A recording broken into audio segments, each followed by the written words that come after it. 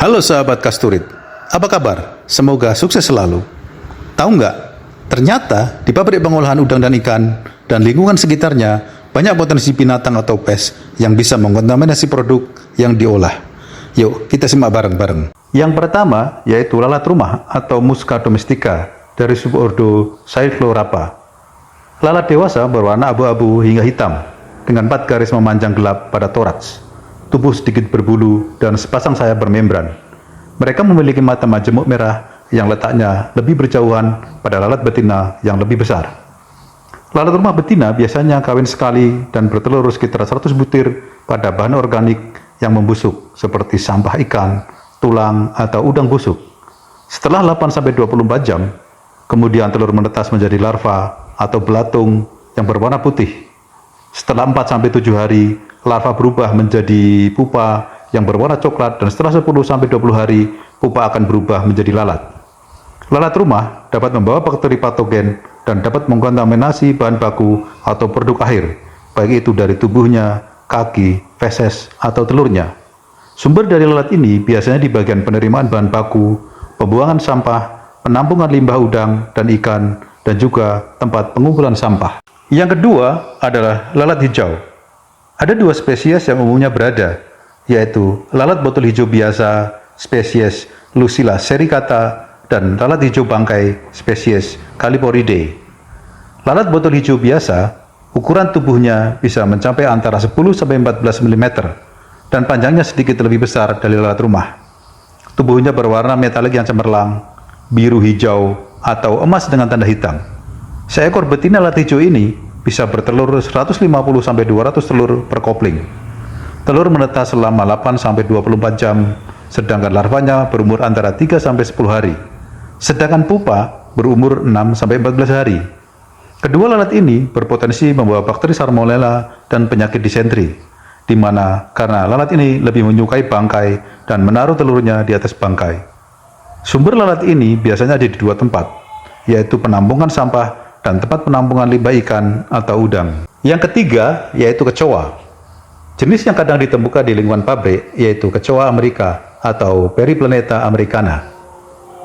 Kecoa ini berwarna coklat kemerah-merahan dan dapat tumbuh sampai 50 mm. Spesies ini dapat terbang dan panjang sayapnya menutupi seluruh tubuhnya. Kecoa betina menghasilkan wadah telur atau OTK yang menonjol dari ujung perut yang berisi sekitar 15-16 telur. Kemudian menetas setelah 6-8 minggu dan membutuhkan 6-12 bulan untuk menjadi kecoa yang matang dewasa. Kecoa hidup berkelompok dan aktif di malam hari. Mereka menghabiskan waktunya di siang hari, bersembunyi di dalam celah, retakan, atau lubang saluran drainase, dan menyukai kondisi lingkungan yang lembab dan hangat. Meskipun sarang utamanya di luar, tetapi kecoa juga bisa menjelajah ke dalam pabrik, ruang ganti, gudang, dan bisa masuk melalui saluran pembuangan air. Kecoa ini dapat mengkontaminasi produk dan menularkan bakteri Salmonella dan E. coli. Yang keempat yaitu lalat got, lalat limbah, lalat drainase, atau lalat saluran pembuangan spesies Psychodidae. Lalat ini seperti ngengat, memiliki sayap dan tubuh berbulu kecil sehingga tampak berbulu, dan biasa disebut lalat ngengat. Tubuhnya berukuran antara 1,5-5 mm. Lalat betina dewasa bertelur 30-100 butir dan biasanya diletakkan di biofilm atau kotoran organik di dinding saluran pembuangan. Telur menetas dalam waktu 32-48 jam dan tahap larva berlangsung 8-24 hari dan tahap pupa berlangsung 20-40 jam dan lalat dewasa hidup sekitar 2 minggu. Sumber utamanya adalah di seluruh saluran pembuangan air, khususnya di sekeliling pabrik, namun juga bisa masuk ke dalam pabrik melalui saluran drainase tersebut. Yang kelima yaitu tikus atap atau ratus-ratus. Tikus atap memiliki tubuh yang langsing dengan panjang sekitar 16-21 cm, tidak termasuk ekornya. Biasanya hidup di atas plafon atau bisa saja di gudang bahan pengemas atau gudang tempat penyimpanan material dan peralatan. Mereka dikenal dengan pemanjat handal dan sering merusak kabel listrik, kabel internet, kabel telepon, menggerogoti kayu atau bahan pengemas. Dan tikus atap ini termasuk hama yang cerdas dan sulit dikendalikan. Tikus atap bisa menghasilkan 5-10 anak per kelahiran dan melahirkan antara 3-6 kali per tahun. Masa kehamilan 3 minggu dan membutuhkan waktu antara 12-16 minggu untuk melahirkan kembali.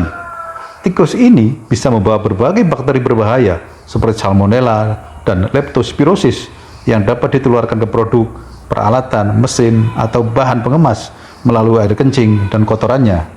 Yang keenam yaitu tikus got atau Ratus norvegicus.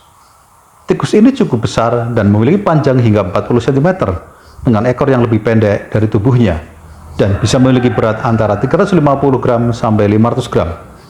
Tikus ini umumnya berwarna coklat kehitaman dengan rambut hitam yang tersebar. Tikus got memiliki penglihatan yang cukup buruk dan juga buta warna, namun mempunyai pendengaran, penciuman, peraba, dan perasa yang cukup tajam. Tikus got menghasilkan 7-8 anak berkelahiran dan melahirkan antara 3-6 kali per tahun dan membutuhkan waktu 10-12 minggu untuk mencapai kematangan seksual, sedangkan masa kehamilannya adalah sekitar 3 minggu. Tikus got biasanya hidup di lubang dalam tanah dan berkeliaran di sekitar tempat penimbunan sampah di sekitar pabrik. Tikus ini membawa bakteri Salmonella dan Leptospirosis dan dapat masuk ke dalam pabrik melalui saluran pembuangan air dan bisa meninggalkan air kencing dan kotorannya di dalam ruang pengolahan. Yang ketujuh yaitu laba-laba gudang atau Polcus palangioides. Kadang disebut juga dengan laba-laba kaki panjang ayah. Yang betina memiliki panjang tubuh sekitar 8 mm, sedangkan yang jantan cenderung lebih kecil. Laba-laba ini memiliki kebiasaan hidup di langit-langit bagian sudut, di lorong bagian atas, ataupun di gudang di sudut-sudut ruangan. Laba-laba ini bisa mengkontaminasi produk dari tubuhnya yang mudah patah atau kotorannya yang biasanya jatuh di bawah sarangnya. Lantai atau bahan pengemas yang menjadi tempat jatuhnya kotorannya biasanya berbentuk titik hitam yang cukup banyak jumlahnya. Potongan kaki atau bagian dari tubuh laba-laba ini jika ditemukan di produk akan menjadi benda asing yang disebut dengan fil atau kotoran dan berpotensi dikomplain atau di-reject oleh pembeli. Laba-laba betina biasanya selalu membawa kantung telur di tubuhnya yang berisi 13-60 telur, dan setelah menetas maka anak-anak laba-laba akan merangkak dan menyebar ke berbagai tempat. Yang kedelapan yaitu semut. Ada berbagai jenis dan spesies semut yang kemungkinan ada di sekitar pabrik, dari semut merah, semut hitam, semut gula, atau semut api. Semut-semut ini biasanya mencari makanan sisa-sisa daging udang atau ikan, remah-remah, ataupun bahan-bahan tambahan atau pembantu yang ada di gudang. Semut yang tercampur ke dalam produk atau bahan-bahan yang digunakan untuk produksi berpotensi menjadi fil atau kotoran, dan jika sampai ditemukan oleh pembeli, maka dipastikan pasti akan mendapat komplain dari mereka. Koloni semut ini terdiri dari ratu semut, semut jantan, dan semut pekerja. Ratu semut mampu bertelur sekitar 100.000 telur dalam waktu beberapa hari. Telur semut akan menetas dan menjadi larva dalam waktu 7-14 hari, dan larva berubah menjadi pupa dalam waktu 6-12 hari. Pupa akan muncul sebagai semut dewasa dalam waktu 9-30 hari. Sarang semut biasanya di bawah tumpukan material, di bawah pot tanaman, di celah-celah tembok, atau bisa juga di atap bangunan. Yang kesembilan yaitu nyamuk. Ada beberapa berbagai jenis dan spesies nyamuk yang ada di sekitar pabrik. Nyamuk betina dapat bertelur antara 100-300 telur. Telur nyamuk akan menetas setelah beberapa hari sampai 1 bulan. Kemudian menjadi larva selama sekitar 5 hari dan menjadi pupa selama 2-3 hari. Dan kemudian berubah menjadi nyamuk muda dan mulai terbang menjadi nyamuk dewasa. Keberadaan nyamuk di dalam unit pengolahan dapat berpotensi menjadi kontaminan jika nyamuk atau bagian tubuhnya bercampur dengan produk dan menjadi fil atau kotoran. Sumber-sumber nyamuk biasanya berada di tempat-tempat air yang mengenang di sekitar pabrik, sedangkan sarangnya biasanya di tempat-tempat yang gelap, ruang penyimpanan barang yang tidak terpakai, atau tempat penyimpanan material bekas pakai. Oke, sekian dulu sahabat. Nantikan materi selanjutnya. Terima kasih telah menonton video ini, dan jangan lupa untuk subscribe, komen, dan share-nya.